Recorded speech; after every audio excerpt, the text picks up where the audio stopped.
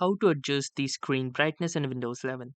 So hey guys, welcome to this quick and simple tutorial. In this tutorial, I'll guide you how you can adjust the screen brightness in Windows 11.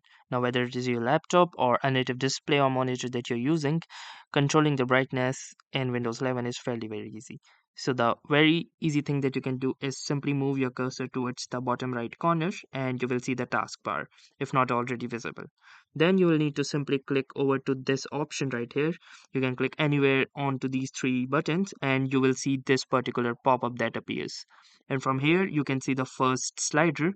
This determines the brightness of your display. So you can simply click onto this and drag it towards the right hand side to increase the brightness or drag it towards the left hand side to decrease the brightness.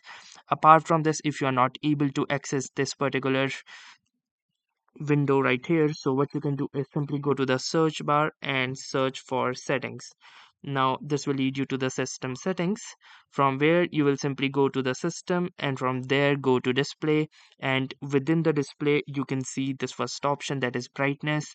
So this is basically the same slider and you can drag this one left or right according to your brightness needs. So that was all for this tutorial.